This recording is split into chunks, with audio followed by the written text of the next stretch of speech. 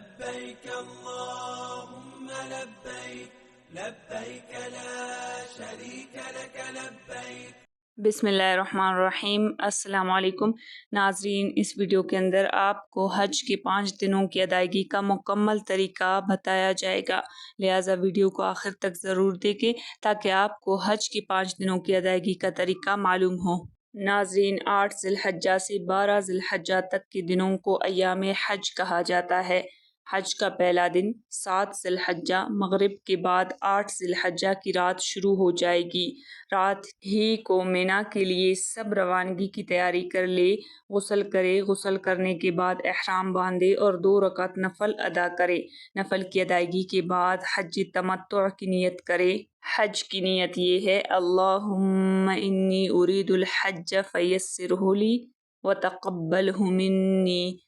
ترجمہ: اے میرے اللہ، میں حج کی نیت کرتا ہوں، بس اس کو میرے لیے آسان کر دے اور مجھ سے قبول فرما لے۔ اس کے بعد بلند آواز سے 3 مرتبہ تلبیہ پکارے جو کہ فرض ہے۔ آہستہ آواز سے درود شریف پڑھے۔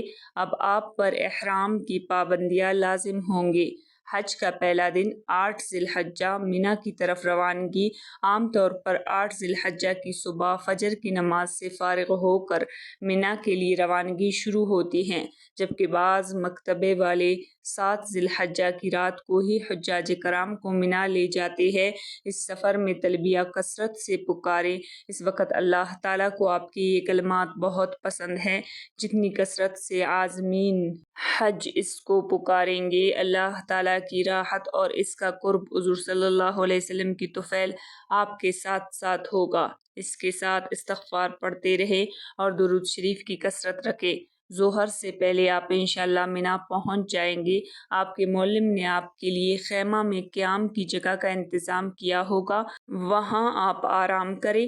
یہاں آج کے دن ظہر، عصر، مغرب، عشاء اور 9 ذی الحجہ کی فجر کی نماز مینا میں ادا کرنا شامل ہے۔ رسول اللہ صلی اللہ علیہ وسلم نے بھی 5 نمازیں مینا میں ادا فرمائی تھی۔ مینا کی روانگی 8 ذی الحجہ کو فجر سے پہلے رات میں بھی کسی وقت ہو سکتی ہے۔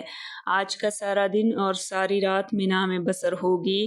یہ عبادتوں کے دن ہیں اور عبادتوں کی راتیں ہیں، اور لوگ اس مالک کو یاد کرتے ہیں جو ان سب کا مولا ہے۔ رات اس کے حضور، اس کی عبادت میں بسر ہوتی ہے۔ اللہ کا بندہ سب سے الگ اپنے رب کے سامنے اپنے گناہوں سے توبہ کرتا ہے۔ حج کا دوسرا دن 9 ذی الحجہ ہے۔ فجر کی نماز مینا میں ادا کرنے کے بعد جب سورج نکل آئے اور عرفات جانا ہے۔ آج حج کا سب سے بڑا رکن وقوف عرفہ ادا کرنا ہے، جس کے بغیر حج نہیں ہوتا۔ سورج طلوع ہونے کے بعد جب کچھ دھوپ پھیل جائے تو مینا سے عرفات کے لیے روانہ ہو جائے، جو مینا سے تقریباً 9 کلومیٹر ہے۔ اس دوران دعائیں پڑھیں۔ حاجیوں کے قافلے فجر کی نماز کے بعد عرفات پہنچنا شروع ہو جاتے ہیں۔ جس قدر ہو سکے تلبیہ، درود شریف اور کلمہ چاروں جو حضور صلی اللہ علیہ وسلم نے اس جگہ پڑھا اور پڑھنے کی تاکید فرمائی، خوب پڑھے اور میدان عرفات میں پہنچ کر جبل الرحمہ پر نظر پڑتی ہے۔ یہی وہ پہاڑ ہے جس پر نبی پاک صلی اللہ علیہ وسلم نے آخری حج کے موقع پر خطاب فرمایا تھا۔ جبل الرحمہ پر نظر پڑے تو تسبیح و تہلیل و تکبیر کہے اور جو جی چاہے مانگے۔ عرفات پہنچ کر اپنے خیمے میں قیام کیجیے۔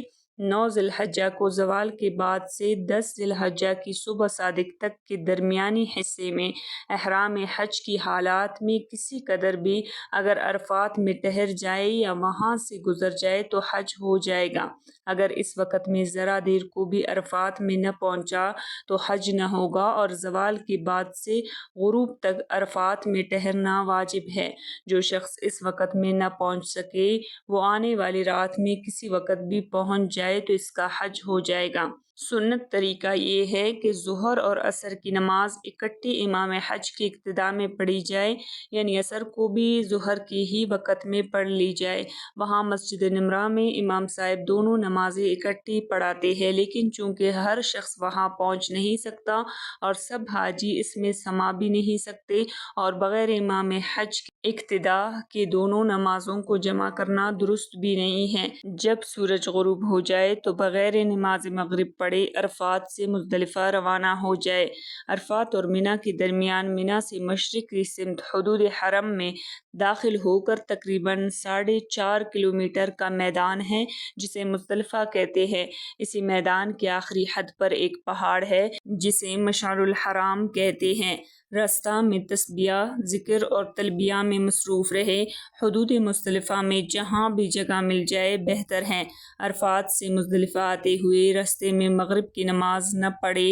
یاد رکھیں مغرب اور عشاء کی نمازیں آپ کو مزدلفہ میں ملا کر پڑھنی ہیں۔ اس لیے آپ کو عشاء کے وقت کا انتظار کرنا چاہیے۔ جب عشاء کا وقت ہو جائے تو مغرب اور عشاء دونوں نمازیں ایک ہی وقت میں اس طرح پڑھیں کہ پہلے مغرب کی فرض اور عشاء کی فرض ادا کرنے کے بعد مغرب کی سنتیں اور نوافل اور پھر عشاء کی سنتیں وتر اور نوافل ادا کریں، یعنی دونوں نمازوں کے فرضوں کے درمیان کوئی سنت یا نفل نہ پڑھے۔ مزدلفہ میں آمد۔ یہ رات آپ کو مزدلفہ میں کھلے آسمان تلے بسر کرنی ہے۔ نماز کی ادائیگی سے فراغت کے بعد کچھ دیر آرام کر سکتے ہیں، پھر اٹھ کر تازہ دم ہو کر عبادت میں مشغول ہو جائے۔ یہ رات آپ کے لیے بہت افضل ہے۔ اس رات انوار الہی کی بارش ہوتی ہے۔ مزدلفہ میں رات بسر کرنے والوں کو رحمت الہی اپنے دامن میں لے لیتی ہیں۔ بہتر یہ ہے کہ رات جاگ کر گزاری جائے، لیکن تھکاوٹ اور نیند کا غلبہ ہو تو سو بھی سکتے ہیں۔ عبادت، ذکر، استغفار، توبہ اور درود شریف میں مشغول رہے۔ نفل پڑھے۔ رات بھر اپنے لیے، اپنے اہل و عیال کے لیے اور اپنے والدین کے لیے بخشش، رحمت اور کرم کی دعا مانگے۔ آج کی رات دل سے نکلی ہوئی کوئی دعا انشاءاللہ رد نہیں ہوتی بلکہ ہر دعا قبول ہوتی ہے۔ امت مسلمہ کے لیے دعائیں مانگے اور جمرات کی رمی کے لیے 70 کنکریاں تیلی میں ڈالے۔ کنکری کھجور کی گٹھلی یا مٹر کے دانے کے برابر ہو۔ حج کا تیسرا دن 10 ذی الحجہ ہے۔ حج کا پہلا واجب وقوف مزدلفہ۔ آج ذی الحجہ کی 10 تاریخ ہے۔ اس میں حج کے چند احکام ادا کرے۔ پہلا حکم وقوف مزدلفہ ہے جو واجب ہے۔ اس کا وقت طلوع فجر سے لے کر سورج نکلنے تک ہے۔ اگر کوئی شخص طلوع فجر کے بعد تھوڑی دیر ٹھہر کر منا چلا جائے، سورج نکلنے کا انتظار نہ کرے تو بھی واجب وقوف ادا ہوگا۔ واجب کی ادائیگی کے لیے اتنا بھی کافی ہے کہ فجر کی نماز مزدلفہ میں پڑھ لے، مگر سنت یہی ہے کہ سورج نکلنے سے کچھ پہلے تک ٹھہرے۔ مزدلفہ کے تمام میدان میں جہاں چاہے وقوف کر سکتے ہیں۔ افضل یہ ہے کہ جبل قزح کے قریب وقوف کیا جائے۔ اگر وہاں بھیڑ ہو تو مزدلفہ میں جس جگہ ٹھہرے وہیں صبح کی نماز اندھیرے میں پڑھ کر وقوف کر لے۔ اس وقوف میں بھی تلبیہ، تکبیر، تحلیل، استغفار، توبہ اور دعا کثرت سے کی جائے۔ وقوف مزدلفہ واجب ہے، اس لیے اس کو چھوڑنے پر دم لازم آتا ہے۔ مزدلفہ سے منا روانگی۔ سورج نکلنے سے تھوڑی دیر پہلے مزدلفہ سے منا کے لیے روانہ ہو جانا چاہیے۔ اس کے بعد دیر کرنا خلاف سنت ہے۔ حج کا دوسرا واجب بڑے جمرہ کی رمی ہے۔ آج صرف بڑے جمرہ کو 7 کنکریاں مارنی ہیں۔ مزدلفہ سے جب چل کر منا پہنچے تو پہلے اور دوسرے جمرہ کو چھوڑ کر سیدھا جمرہ عقبہ پر جائے۔ تلبیہ پکارنا بند کر دے۔ اس کے بعد یہ دعا پڑھ کر 7 کنکریاں مارے۔ بسم اللہ اللہ اکبر رغماً للشیطان و رضاء للرحمن۔ ترجمہ: میں اللہ کا نام لے کر کنکریاں مارتا ہوں شیطان کو ذلیل کرنے اور رحمان کو راضی کرنے کے لیے۔ رمی کرتے وقت، ہر کنکری مارتے وقت تکبیر بسم اللہ اللہ اکبر پڑھے۔ سب حاجیوں کے لیے یہی حکم ہے۔ جمرہ عقبہ کی رمی کا مسنون وقت سورج نکلنے سے لے کر زوال تک ہے اور زوال سے سورج ڈوبنے تک وقت جواز ہے، یعنی اس میں نہ استحباب ہے اور نہ کراہت، اور غروب آفتاب کے بعد وقت مکروہ ہو جاتا ہے، مگر کمزور، معذور، بیمار اور عورتوں کے لیے غروب آفتاب کے بعد بھی مکروہ نہیں۔ بوڑھے، بیمار مرد، عورتوں اور بچے نیچے کے حصے میں نہ جائیں۔ کنکریاں مارتے وقت اگر کوئی چیز نیچے گر جائے تو اسے ہرگز اٹھانے کی کوشش نہ کرے، کسی بھی وجہ سے نہ جھکے ورنہ کچلے جانے کا خطرہ ہے۔ جمرہ عقبہ بڑے شیطان کی رمی سے فارغ ہو کر بطور شکرانہ حج کی قربانی کریں۔ یہ حضرت اسماعیل علیہ السلام کی یاد دلانے والی قربانی نہیں ہے۔ اس قربانی کو دم شکر، دم تمتع یا دم قران کہا جاتا ہے۔ اس قربانی کے کرنے والے کی نیت یہ ہونی چاہیے کہ وہ حج کا واجب ذبیحہ ادا کر رہا ہے۔ اگر حج افراد کرنے والا ہو تو اس کے لیے مستحب ہے، اور قران اور تمتع پر واجب ہے۔ جب تک قربانی نہ ہو جائے تب تک سر کے بال نہ منڈوائے۔ قربانی سے فارغ ہونے کے بعد حاجی سر کے بال منڈوائے یا کٹوائے، لیکن منڈوانا بہتر ہے، کیونکہ رسول اللہ صلی اللہ علیہ وسلم نے حلق کرنے والوں کے لیے 3 مرتبہ اور قصر کرنے والوں کے لیے 1 مرتبہ بخشش کی دعا فرمائی۔ عورتوں کے لیے سر کے بال منڈوانا جائز نہیں، صرف 1 پورے کے برابر بال کٹوائے۔ طواف زیارت۔ طواف زیارت اپنے روزمرہ لباس میں کیا جاتا ہے، احرام کی حالت میں نہیں۔ طواف زیارت کا افضل وقت 10ویں ذی الحجہ ہے۔ اگر 12ویں ذی الحجہ کا سورج غروب ہونے سے پہلے کر لیا جائے تو جائز ہے، اور اگر 12ویں تاریخ گزر جائے اور طواف زیارت نہیں کیا تو تاخیر کی وجہ سے دم دینا واجب ہوگا اور طواف بھی فرض رہے گا۔ یہ طواف کسی حالت میں ساقط نہیں ہوتا اور نہ ہی اس کا کوئی بدلہ دے کر ادا ہو سکتا ہے۔ آخری عمر تک اس کی ادائیگی فرض رہتی ہے، اور جب تک اس کو ادا نہیں کیا جائے گا میاں بیوی سے متعلق پابندیاں برقرار رہیں گی۔ حج کی تیسرے فرض کی ادائیگی کے بعد آپ کے لیے جو کچھ احرام سے پہلے حلال تھا وہ سب حلال ہوگا۔ صفا و مروہ کے درمیان سعی۔ وقوف عرفات سے پہلے یعنی مکہ مکرمہ پہنچ کر آپ نے صرف عمرے کی سعی کی تھی، حج کی سعی نہیں کی تھی، اس لیے طواف زیارت کے بعد آپ پر صفا و مروہ کے درمیان سعی واجب ہے۔ یہ سعی آپ بغیر احرام کے اپنے روزمرہ کے کپڑوں میں بھی کریں گے۔ اس سعی کے بعد بال نہیں کٹوائے جائیں گے، کیونکہ بال آپ قربانی کے بعد کٹوا چکے ہیں اور احرام اس سے پہلے ختم ہو جاتا ہے۔ اب آپ فارغ ہو کر منی چلے جائیں گے۔ طواف زیارت کے بعد 2 رات اور 2 دن منی میں قیام کرنا ہے۔ حج کا چوتھا دن 11 ذی الحجہ۔ اگر آپ کسی وجہ سے 10 ذی الحجہ کو قربانی یا طواف زیارت نہیں کر سکے تو آج کر لے۔ 11، 12، 13 ذی الحجہ کو ایام رمی کہا جاتا ہے، اس لیے ان دنوں میں رمی ہی وہ عبادت ہے جس کے لیے منی میں قیام کرنا سنت مؤکدہ اور بعض علماء کے نزدیک واجب ہے، اور منی سے باہر مکہ مکرمہ میں یا کسی اور جگہ رات گزارنا منع ہے۔ آج رمی کا وقت زوال آفتاب سے شروع ہو کر غروب آفتاب تک ہے۔ غروب آفتاب کے بعد مکروہ ہے۔ جمرہ اولی، چھوٹا شیطان سب سے پہلے آئے گا، اس پر 7 کنکریاں مارے اور ہر کنکری پر بسم اللہ اللہ اکبر پڑھے۔ رمی کے بعد دائیں جانب ہٹ کر قبلہ رخ کھڑے ہو کر دعا کرے، توبہ و استغفار اور تسبیح و ذکر کے بعد درود شریف پڑھے، اپنے لیے، اپنے گھر بار اور دوست احباب کے لیے دعا کرے۔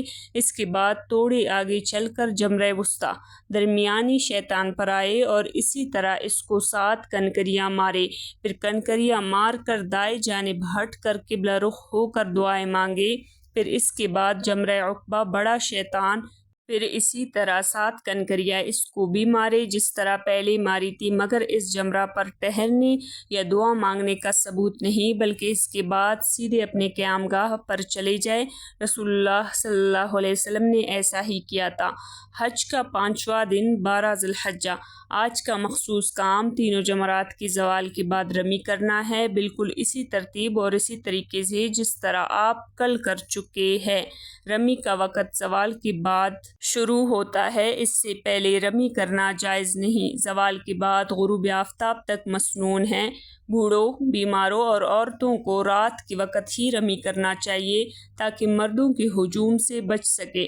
الحمدللہ آپ کا حج مکمل ہو گیا، لہٰذا غروب آفتاب سے پہلے حدود منی سے نکل کر مکہ مکرمہ واپس آ جائے۔ حج کا چھٹا دن 13 ذی الحجہ۔